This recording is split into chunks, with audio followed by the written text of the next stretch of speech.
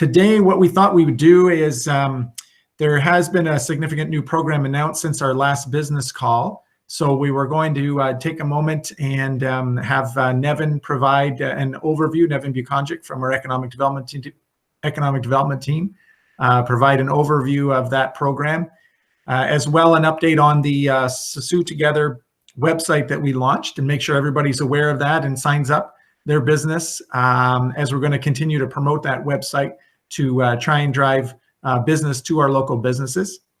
And then we'll have an update from Jonathan Coleman on the business survey that was recently completed.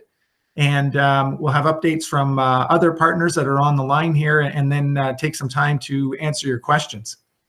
So without further ado, maybe I will turn it over to Nevin. And Nevin, would you like to kick off and provide an overview on the new rental assistance program? Yes, thanks, Tom. So there's only been a couple new updates recently on programs, as well as the rental assistance program. So just to make sure everyone is aware, on April 27th, the Canada Emergency Wage Subsidy Program applications became available, and the government has built a great tool where you can actually calculate. So I'll drop that link into the chat.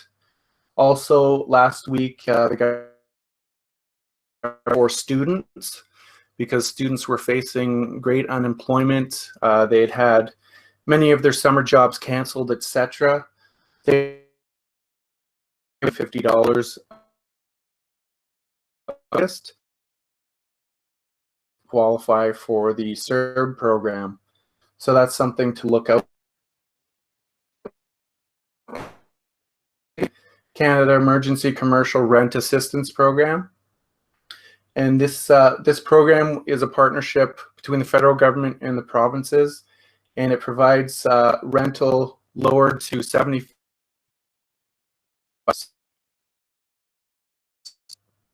Works if they agree to lower the rent by 75% for their small business tenant in the program. So how it works is they receive forgivable loans to qualifying commercial property owners to cover 50% of the small business tenants' rent payments for April, May, and June. The loan landlord. Nevin, for some reason your sound is cutting in and out, and we're having a hard time hearing you. Okay. Is this any better?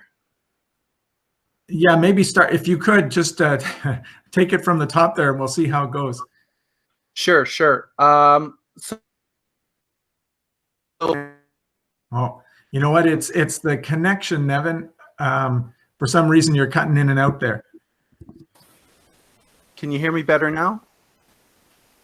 Yeah, we can hear you. Okay, let's try again. So the Canada Emergency Commercial Rent Assistance Program, sound better? So far, so good. We'll let you know if it breaks up. Okay. So yeah, just to take it from the top again, the government has released details about the rent assistance program. It's a program to lower rent for small business. How it works is commercial property owners, if they qualify, they can receive up to 50 rent payments for April, May, and June. These loans become forgivable if the tenant does agree to lower the rent by 75%,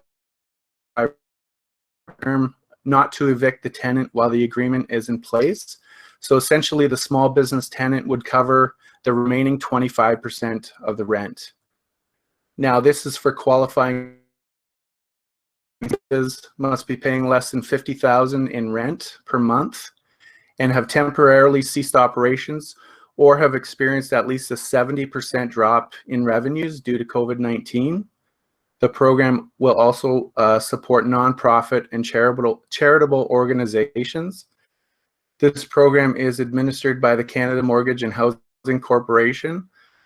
More details are to come. They're expecting it to launch in mid-May. And it's important to note this is a voluntary program, so landlords do not have to take them up on the offer if they don't want to, but the government is hoping it's an attractive enough program that landlords will work with their tenants to make sure, no businesses get shut down permanently right now. I also have a good link to information on that, which I'll drop in the chat. Hope that was better. Yes, we managed to get most of that, I think, on the second go round there. Thanks, Nevin.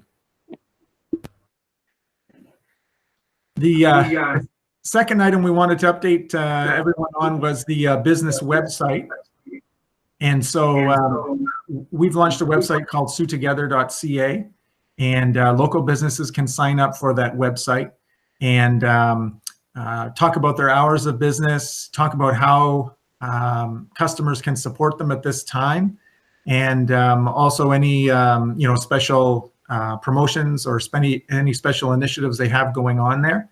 And most recently, we've also added a section for PPE on the website, personal protective equipment, because there are some local organizations that are manufacturing personal protective equipment and those supplying other supplies related to PPE. So we've broken that out recently on the website as well.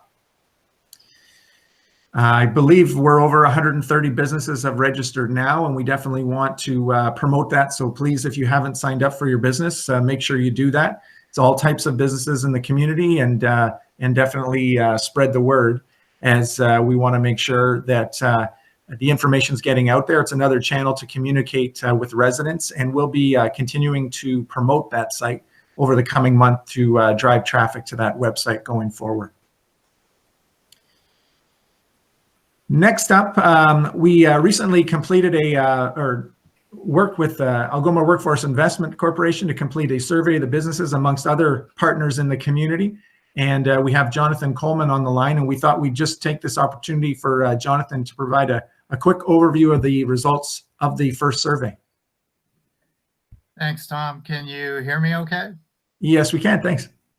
All right. So so we conducted the employer survey over the week from April 16th to April 23rd. And we had a good response to the survey. We had 622 responses from local employers. So first, I guess a few thank yous. Obviously, thank you to the city and to the Chamber of Commerce and Sioux Today for helping get the word out on the survey. And that was really helpful. We had, like I said, we had a good response rate. And also, obviously, thank you to employers for taking time to complete the survey. I'm just going to go over some high-level results here and not get too deep into it, but the survey results are available or will be available on the COVID-19 update page on the city site. They're also available on AWIC's website, which I'll drop in the chat, but it's just www.awic.ca. And in addition, we've shared the results of the survey with community partners and agencies already in Sault Ste. Marie, and also with employers who completed the survey and requested to receive the results directly. We've already sent these out. So again, just off the top, again, we had the survey open for a week. Again, we had 622 responses. In terms of business impacts, 37% of respondents ranked the impact of COVID on their organization as high, meaning this could put them out of business. And 44% and another 44% ranked the impact as medium, which was classified as this is going to significantly impact our financials. So that's 81% of respondents were either in that high or medium category. So clearly the impact is significant on local businesses. In terms of workforce jobs, we asked employers the size of their workforce on February 1st, 2020, and the size of their workforce on April 1st, 2020. And responses to this question indicated a layoff of about 40% of the workforce in Sault Ste. Marie. So again, quite significant. A few notes on this, 40%, that 40% layoff rate or job loss rate locally matches the Canadian Survey on Business Conditions data that was released yesterday. So, we're in the same range as the rest of Canada and Ontario. Another thing to note is, we surveyed all employers, but just to call out a couple of sectors that are most impacted. So the accommodation and food services sector people or organizations that filled out the survey, 60% of their workforce has been laid off locally. And in retail, the number is 50%. So those are the service sectors that have had more of a impact on their workforce than all the sectors combined. Another thing to note that's important to note is these numbers reflect, or actually these numbers do not reflect or account for seasonal workers who had not yet been hired. So again, we were asking employers about their workforce in February and April, but that doesn't account for the number of people who won't be hired going forward if businesses don't open up. The last thing I'll just cover from the survey, and again, all the information, all the detail is available online, is we did ask employers an open-ended question about what would they like our local community to do to assist them at this time. So again, this was an open-ended question. And obviously there were some themes that came through this. So about 21% of those responses included a reference to tax. So employers looking for some sort of tax relief program from the city. And those types of comments were things like the city needs to look at deferring the upcoming property tax payment, not just deferring penalties. Reduce our property taxes as we had vacant property during this shutdown. That's examples of, the need for tax relief. Another 11% of those comments mentioned local, which was usually a reference to support from the community in supporting local and buying local businesses. So an example of those comments were, try to support the local businesses that are there supporting the city. Don't automatically go online. Give your local retailer a chance to help. Money spent locally gets passed around 7 times. Amazon money leaves forever. Another example of comments about supporting local are support local. When we can travel again, choose Algoma, Northern Ontario, and Canada as your destination for a vacation. Another theme in the general comments was 9% of the comments included rent, which usually referred to some sort of program for rent support. So again, some examples of those comments: rental assistance programs aren't geared to businesses without employees. Reduce property taxes for landlords, help with rent and/or utilities in any way possible. Queen Street will be vacant after this, if not. And then finally, in terms of some of the major themes in the comment, the last one I'll mention is just comments that included the word open. And 8% of the comments included open, which referred to businesses looking to open up their business or lift restrictions. And some of the comments there included restructure the city's economy in a positive manner that reflects many of the current COVID-19 related changes. Another example is Sault Ste. Marie has a low number of active cases of COVID-19. The Algoma region should be allowed to get back to work. So again, that's just a quick overview. We had a number of different questions that we also asked, but all that information is available online. If you have questions or comments about the data, you can certainly reach out to me directly through AWIC.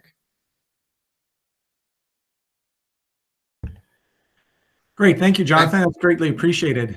On the notes related to the taxes, just wanted to make sure that everyone was aware that City Council had passed a resolution so that while the next installment of city tax payments is May 5th, interest and penalties on property taxes due May 5th have been waived. So essentially that allows individuals, if they choose, to defer their payment of their taxes.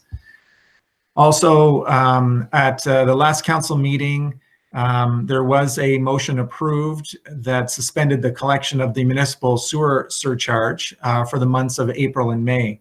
So that sewer surcharge makes up 62% of the water bill for residential customers and about 82% for non-residential entities.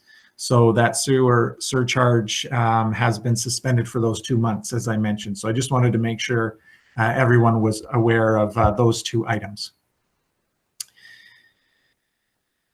Moving on with the updates, I thought we'd give the opportunity for our partners. We have a number of partners on the phone that are providing services to businesses, just to give a quick update, and then we can open up the conversation to any questions.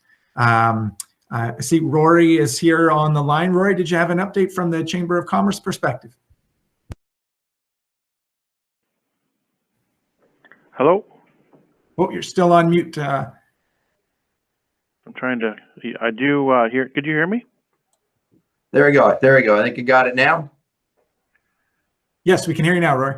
All right, perfect. Thanks everybody for joining. Thanks to the team for this opportunity. And just to give you an update on many of the things that have come to light in terms of the survey, the AWIC survey.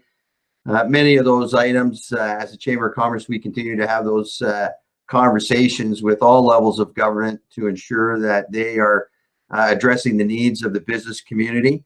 And we recently just had a conversation with Minister Joly, the Federal Minister for Economic Development, and a very open conversation. And we're moving into this piece now where a lot of the programs have been rolled out, and they will now sort of be tweaked as we move along to address the issues around missing some of the business community that, from a qualifications perspective, is not being captured in many of those policies. So when we see the rent support program come out in greater detail, we will be encouraging all landlords to participate in those programs.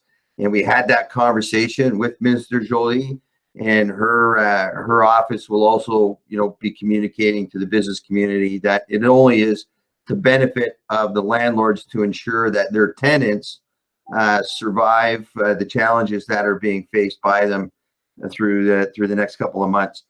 We've, as a chamber, have put an offer out to the business community to join the Chamber of Commerce for 1 month at no charge.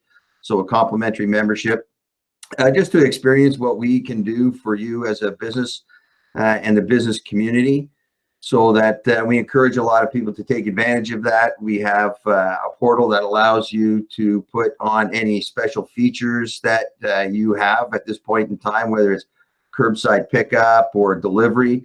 We've worked with Bruce Clement's team at Superior Media or Sue Online and Captive Studios to put out into our space a local program, Algoma Marketplace, and that's to encourage business to business and business to consumer shopping experiences. So, there's a mention through the survey about Amazon, and we just had a great conversation on the Andy Martin show this morning with Tony Cavalier of Captive Studio and Bruce.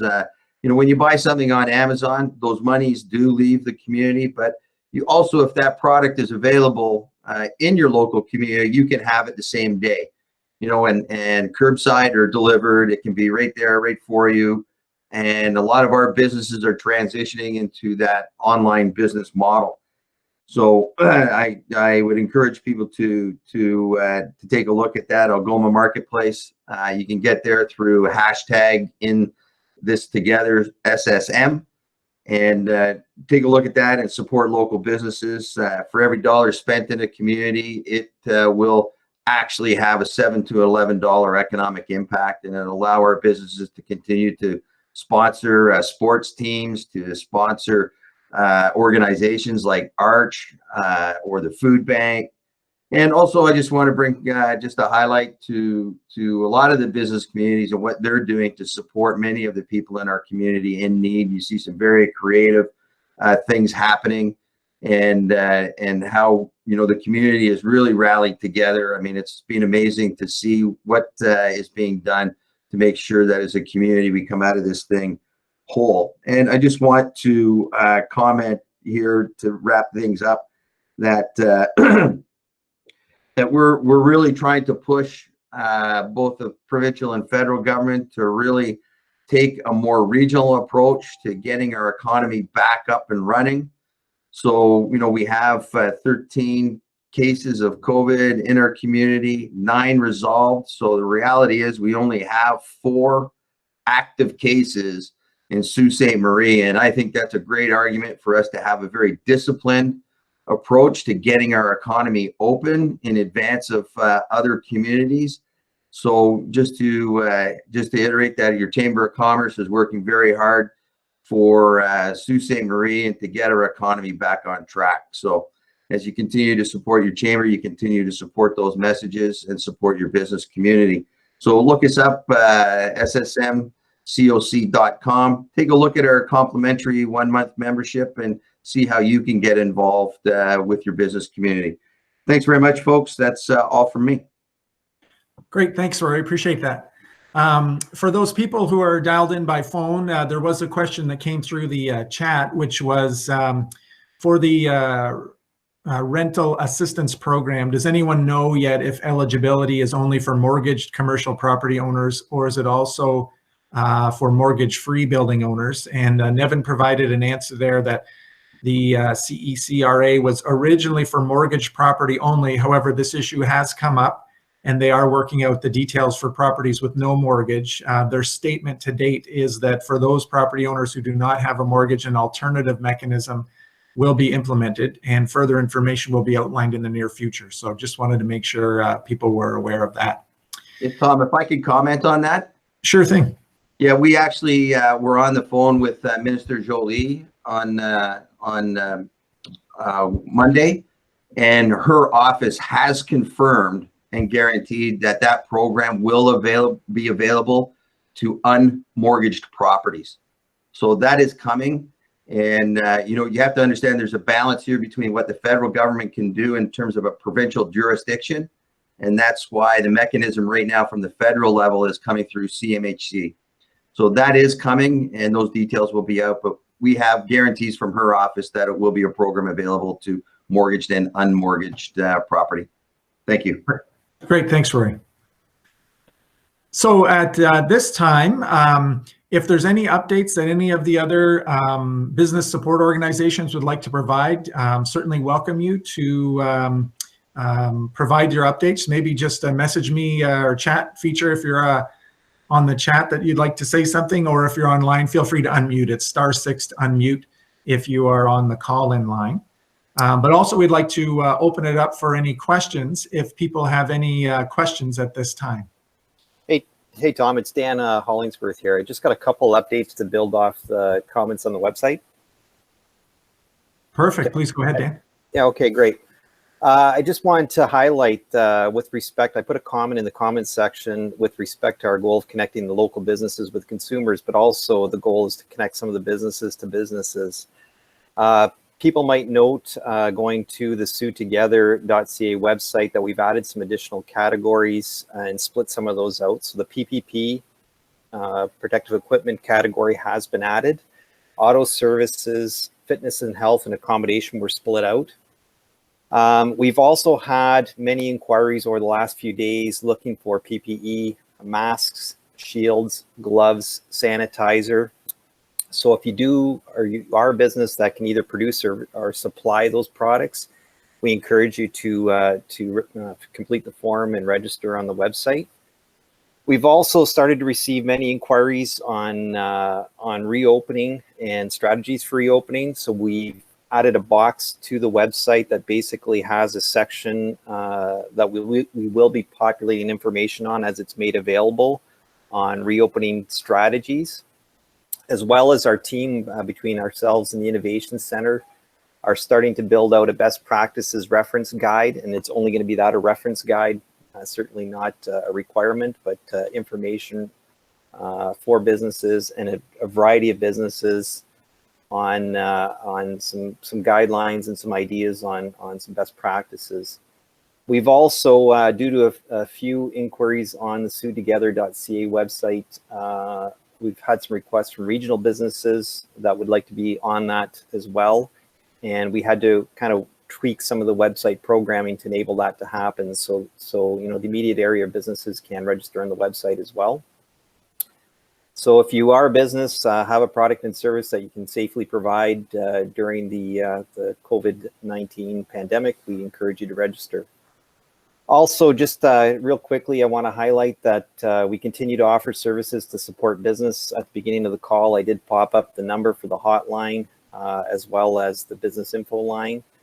If you are looking for information or you need some assistance, please reach out to us. We are available to help you. Also, we continue to populate a variety of different webinars to support local businesses, and those are available on the Millworks website. It's just the millworks.ca. I'll pop that into the chat momentarily. So if you have a topic of interest, please reach out to us and share it with us. We might be able to find a speaker, as well as I'm sure if you're interested in it as a business, there's other owners out there that might find the topic of relevance. Anyhow, just some quick updates from the economic development team here.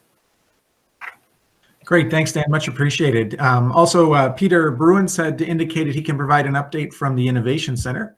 Peter, do you want to go ahead now? Okay, Tom. Just a few program things that we're pursuing.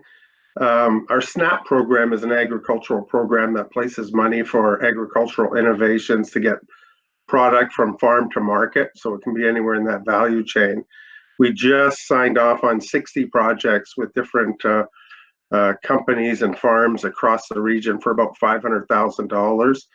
And yesterday we submitted a proposal to the federal government for COVID funding for another $500,000. And should that come through, we will probably be looking to put that money out and into play really quickly. And that would be anywhere in the innovation chain between farm and farmer markets, and to help all of that whole business infrastructure. So we'll advise via this group and through press releases if we get that money. We're also working with both of our school boards at a really Algoma-wide bandwidth project, and we'll be looking at pursuing provincial money for that. And should that come to pass, the goal would be to increase bandwidth for students across the entire region. But in doing so, it also would be a project that focuses bandwidth where small businesses might benefit that currently don't have good bandwidth. So that should be being submitted to the probably the provincial government within a week or two. We're having a whole bunch of meetings on that.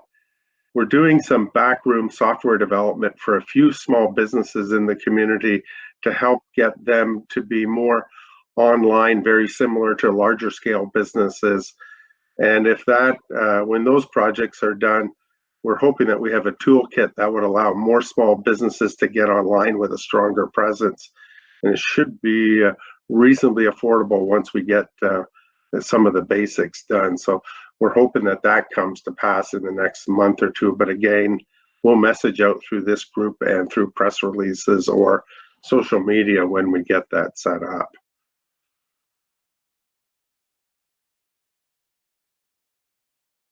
That's it for me, Tom. It's great. Thanks, Peter. Much appreciated.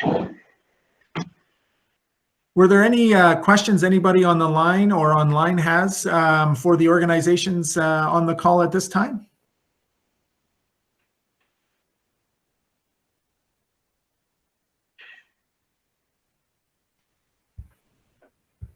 Okay. Can you hear me now? Can you hear me now?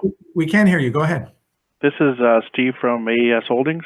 I've got a question about taxes.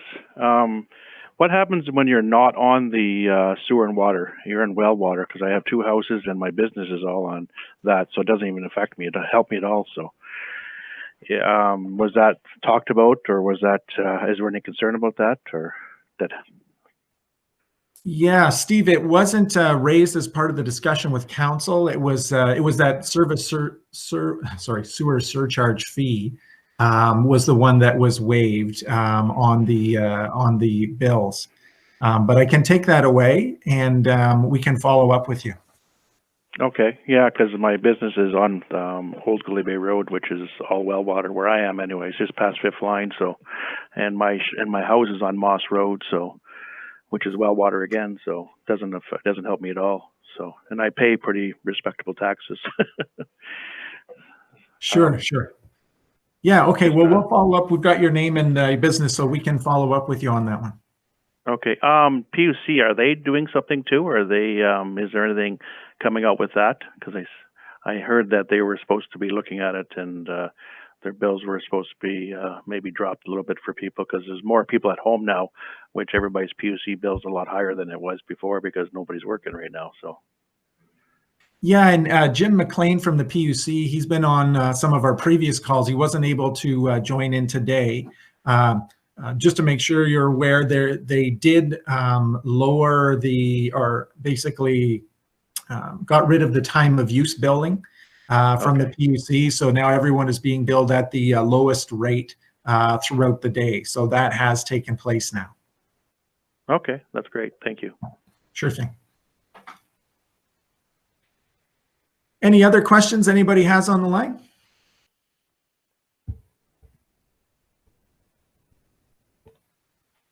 Okay, well, hearing none, again, want to thank everyone for dialing in today. Just a reminder, if you do want to get some one-on-one support or have further questions at any time, we do have a business hotline, 705-574-1230, or you can send us an email at businessinfo@cityssm.on.ca. I want to thank all our partners for joining the call today, and also want to thank everyone for the significant sacrifices everybody's making at this time. Obviously, the more we can toe the line here and continue to isolate, the faster we will be able to come out of it, to Rory's point. And we're hopeful that we're turning the corner here in the news. There seems to be some positive reports. But the critical thing at this time from a health and safety standpoint is we just continue to maintain the isolation as best we can, and look forward to resuming and coming out of this in a gradual manner. The province has announced, if people hadn't seen, a kind of guidebook or playbook for what factors will be in place and how the economy will be opened up in gradual steps. So that playbook is also online, and that'll be available on our business support website, on the city website, if people are interested in that. So with that, again, thanks everyone for dialing in, and everyone take care and take safe. And we look forward to supporting our local businesses any way we can. So we welcome any further ideas that you may have. Appreciate it. Thank you.